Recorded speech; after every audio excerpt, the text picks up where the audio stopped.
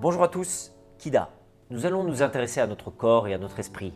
Et aujourd'hui, c'est notre instructeur Thomas qui va nous parler de l'entraînement mental.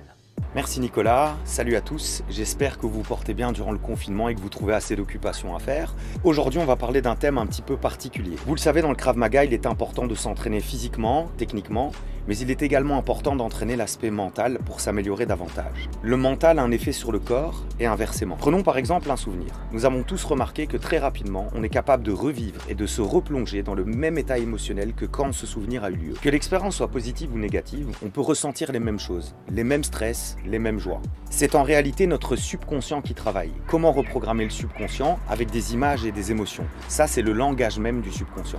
L'esprit a un effet sur le corps et on va utiliser ce processus à notre avantage pour s'entraîner.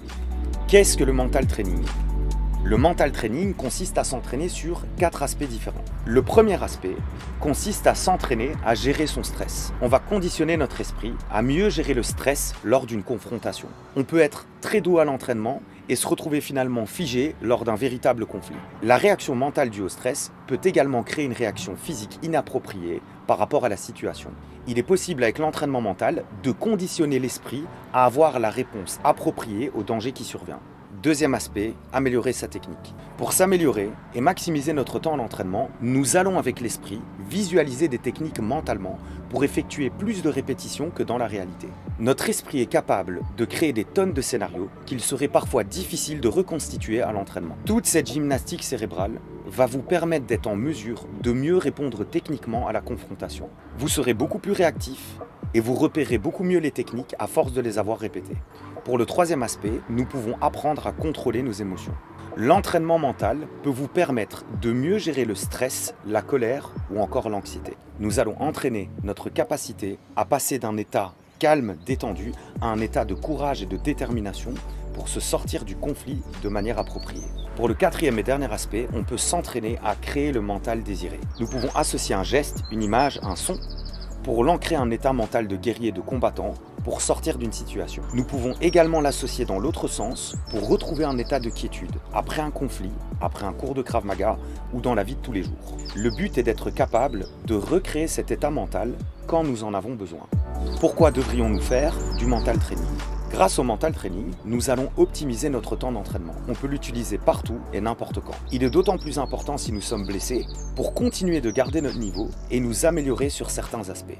Le mental training va nous aider à mieux gérer nos émotions, à mieux gérer le stress et à nous entraîner techniquement. Chaque personne a des facteurs personnels qui peuvent affecter son Krav Maga dans la réalité. Nous nous connaissons mieux que personne. Nous sommes donc capables de les repérer et de les améliorer plus facilement. Nous allons faire ensemble un exercice pour créer le mental désiré. Et pour ça, on va utiliser ce qu'on appelle les déclencheurs mentaux ou l'ancrage portatif. Ils sont très connus en programmation neurolinguistique et consistent à associer un état physique et émotionnel à un geste, une image ou un son en fonction de notre canal de perception préférentiel. Les déclencheurs mentaux sont utilisés par des sportifs de haut niveau pour se mettre dans un état favorable. Ici, nous allons associer un geste pour créer un état mental combatif, agressif et déterminé, puis un état mental associé au calme et à la sérénité. Utilisons nos déclencheurs mentaux. Trouvez un endroit calme. Il est important de s'isoler et de ne pas être dérangé dans les 8 prochaines minutes qui vont suivre. Choisir l'émotion à déclencher. Combativité, détermination ou alors joie, sérénité, etc. Choisissez un geste à associer plus tard à l'état mental dans lequel nous nous trouverons. Ça peut être les doigts en V, le poing fermé, ce qu'on veut. Attention à ne pas choisir un geste de la vie quotidienne. Si nous choisissons le poing fermé par exemple, nous pourrions donner une information visuelle de notre état mental à l'agresseur. Choisissez donc intelligemment quelque chose qui vous convient. Fermons les yeux et respirons profondément à plusieurs reprises, relaxons-nous. Nous nous approchons des ondes alpha associées à la relaxation. Elles sont situées entre 8 et 13 Hz et sont les ondes qui sont le plus reliées au corps physique. Elles vont nous permettre de mieux imprimer le subconscient et améliorer les liens neuromusculaires. Faisons remonter les souvenirs ou imaginons-nous prêts à combattre le plus réalistement possible. Utilisons le système VACOG, visuel, auditif, kinesthésique, olfactif et gustatif. Il est impératif de s'immerger un maximum dans l'exercice et de véritablement atteindre l'état combatif que l'on souhaite ancrer. Amplifiez un maximum cet état pour solidifier l'encre. Maintenant, Effectuons l'exercice une seconde fois en associant un geste à un état de calme et de sérénité. Si on monte en pression, on doit être capable de redescendre. Rappelons-nous, nous devons impérativement nous retrouver dans l'état souhaité avant d'y associer un geste.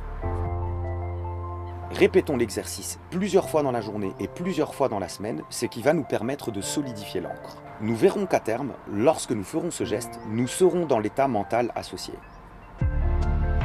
Et pour finir, testons notre ancrage. Si nous remarquons que nous ne sommes pas dans l'état mental souhaité, solidifions notre encre et recommençons l'exercice. Ces exercices sont vastes et variés et il en existe beaucoup, ils sont grandement sous-estimés. N'oublions pas à quel point l'esprit a un effet sur le corps et le corps sur l'esprit. Bon entraînement, prenez soin de votre corps et de votre esprit. N'hésitez pas à commenter et partager cette vidéo, je vous dis à très bientôt, portez-vous bien, Kida.